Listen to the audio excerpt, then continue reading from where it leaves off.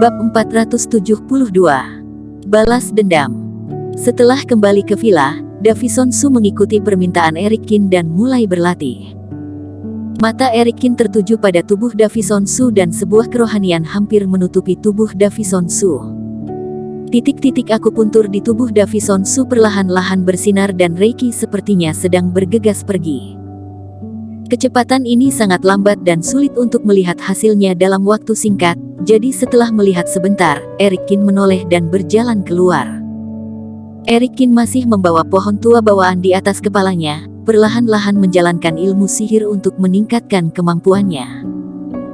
Eric Kin tampaknya telah menyentuh langit-langit Grand Superior Master, tetapi selalu terasa seperti dihalangi oleh sesuatu yang membuat dia tidak dapat meningkatkan tingkatannya. Tampaknya ada kekurangan satu hal. Sepertinya tidak mungkin bila ingin mencapai Grand Superior Master dengan pelatihan seperti ini, kata Eric Kin dengan suara yang dalam. Peningkatan setiap tingkatan akan menghadapi banyak rintangan dan itu sama sekali tidak hanya bisa mengandalkan Reiki saja. Terutama pada dua tingkatan seperti Superior Master dan Grand Superior Master. Superior Master adalah periode pil emas dari tingkatan pertapa abadi yang menyandang pil emas itu adalah dasar untuk memasuki dunia pertapa abadi. Sedangkan Grand Superior Master adalah langkah paling penting dalam perjalanan menuju pertapa abadi. Badan hukum keduanya hampir sama, tetapi jika badan hukum mati akan menimbulkan trauma yang hebat dan membutuhkan waktu bertahun-tahun untuk pulih. Di bumi, level jiwa murni hampir mencapai batasnya, kata Eric Kin. Sedangkan untuk level tercerahkan yang lebih tinggi, itu adalah asal mula kerohanian. Tingkatan tersebut mungkin tidak membutuhkan terlalu banyak dukungan Reiki, tetapi membutuhkan kondisi pikiran yang sangat tinggi. Banyak pelatih pada level jiwa murni menghabiskan puluhan ratus tahun, menggunakan berbagai metode untuk mengasah pikiran mereka. Di era saat ini, sangat sulit untuk melangkah ke tingkatan dewa, yaitu level tercerahkan. Eric Kin menggelengkan kepalanya dan tidak terus memikirkannya karena itu terlalu jauh darinya dan Eric Kin bukanlah orang yang mengharapkan sesuatu terlalu tinggi. Dia tidak akan menetapkan tujuan yang terlalu jauh, tetapi dalam waktu dekat, tujuannya tidak akan ada habisnya. Saat Eric Kin memikirkannya, sekelompok orang tiba-tiba bergegas masuk dari luar pintu. Tuan Muda Pan yang memimpin kelompok tersebut. Paman kedua, itu dia. Tuan Muda Pan berkata sambil menggertakkan giginya, dia tidak hanya memukuliku, tetapi juga meremehkan Lai Yang Zong. Pria yang dipanggil paman kedua itu maju selangkah. Dia memandang Eric Kin dan berkata dengan enteng, aku adalah penatua kedua dari Lai Yang Zong dan aku juga pengurus senior negara Pan. Oh, lalu, Eric Kin bertanya. Penatua kedua tersenyum dan berkata, Tuan Muda Pan adalah keturunan dari Raja Pan. Jika kamu memukulnya, maka kamu sama saja dengan memukuli wajah Raja Pan. Aku rasa kamu harus memberi aku penjelasan. Eric Kin mencibir, sudah era apa ini? Apakah negara Pan masih mengikuti sistem feodal seperti itu? Jika Tuan Muda Pan ini menindas orang lain, apakah aku tidak boleh memberinya pelajaran? Hehe, ini adalah negara Pan dan Lai Yang Zong adalah segalanya. Penatua kedua tersenyum ringan.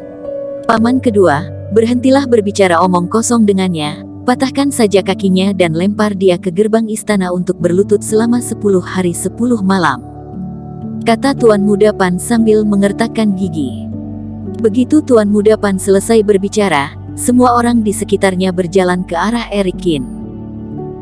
Orang-orang ini semua berada pada tingkatan Grandmaster dan mereka dianggap sebagai petarung tertinggi di negara Pan, tetapi kurang dari setengah detik sebelum mereka berjalan maju, anggota badan mereka semua patah dan jatuh ke tanah. Melihat adegan ini, ekspresi penatua kedua berubah. Dia berkata dengan ekspresi gelap, kamu tidak dapat dibiarkan tetap hidup karena kamu sudah begitu kejam di usia muda. Setelah selesai berbicara, paman kedua pun memutuskan bergerak sendirian dan setelah dia berteriak dengan marah, lapisan cahaya tiba-tiba muncul di bawah kaki Eric Kin. Sinar cahaya ini berubah menjadi beberapa cambuk besar yang mengikat anggota tubuh Eric Kin. Setelah itu, seberkas cahaya jatuh dari langit, seperti pisau tajam, tepat di atas kepala Eric Kin. Terdengar suara ledakan yang keras dan seketika tanah di bawah kaki Erik Kin tenggelam ke bawah dalam beberapa menit, lalu menimbulkan banyak debu. Penatua kedua membaca ilmu sihir dan pancaran cahaya turun ke bawah dengan liar dan rerumputan villa ini tiba-tiba menjadi luluh lantak. Tuan Muda Pan berteriak dengan semangat dari samping, "Sudah sepantasnya kamu mendapatkan semua ini. Siapa yang menyuruhmu berani melanggar ucapanku? Sudah sepantasnya kamu mati." Penatua kedua menyentuh kepala Tuan Muda Pan dan berkata sambil tersenyum, "Tuan Muda Pan, apakah kamu sudah puas?" Tuan Muda Pan mengangguk dan berkata, "Sudah. Paman kedua, aku sangat puas." "Hehe, baguslah." Penatua kedua mengangguk, "Kalau begitu mohon kamu merekomendasikan kakak sepenguruan ketiga kamu dalam pemilihan beberapa hari nanti." Kakak sepenguruan ketiga ini adalah putra dari Penatua kedua. Setelah kematian kakak sepenguruan pertama dan yang kedua, dia menjadi pemuda paling diharap-harapkan di negara Pan. Ditambah dengan dukungan Penatua kedua, kursi penguasa negara Pan pasti akan jatuh ke tangan dia. "Jangan khawatir," Tuan Muda Pan berkata, "aku akan mendukung kakak sepenguruan ketiga tanpa syarat." "Apa kamu bodoh? Apakah kamu tidak ingin duduk di posisi ayahmu?" Pada saat itu terdengar sebuah suara tiba-tiba datang dari tanah penuh debu. Wajah Penatua kedua tiba-tiba berubah dan dia buru-buru menoleh.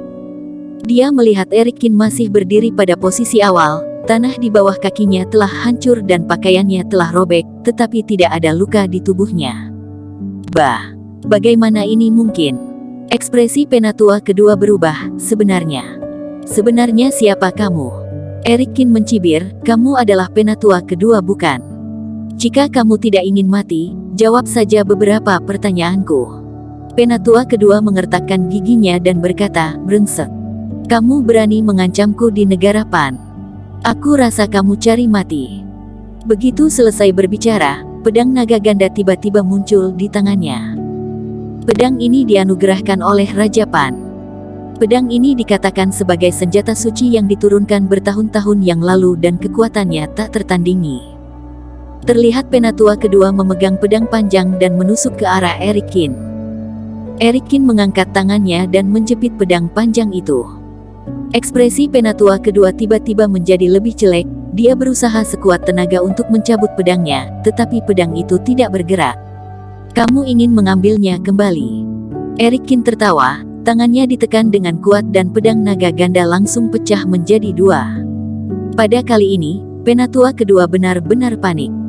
Dia menggunakan dua jari untuk mematahkan senjata suci ini, bahkan Raja Pan pun tidak sanggup melakukan ini. Pada saat ini, aura membunuh yang menakutkan keluar dari tubuh Erik Kin. Perbedaan tingkatan serta kekuatan membuat Penatua kedua merasakan tekanan yang berkali-kali lipat. Dahinya terus merintikkan keringat dan kakinya bergemetar terus-menerus. Setiap kali Erik Kin melangkah maju, tekanan yang dia rasakan semakin meningkat. Akhirnya, di bawah kekuatan yang luar biasa ini, Penatua kedua tidak dapat menahannya lagi, kakinya melunak dan dia langsung berlutut di tanah. Jangan bunuh aku. Aku akan memberitahumu apa yang ingin kamu tanyakan." Penatua kedua mengangkat tangannya dengan susah payah dan berteriak dengan takut. Erik Kin menyingkirkan energi yang terpancar dan tersenyum, "Kamu sudah berpikir dengan jernih. Apa yang ingin kamu tanyakan?" Penatua kedua berkeringat dan tubuhnya bergetar. Bersambung. Terima kasih telah menonton video ini sampai akhir. Jangan lupa subscribe dan nantikan kisah episode selanjutnya hanya di Novel Story. Salam.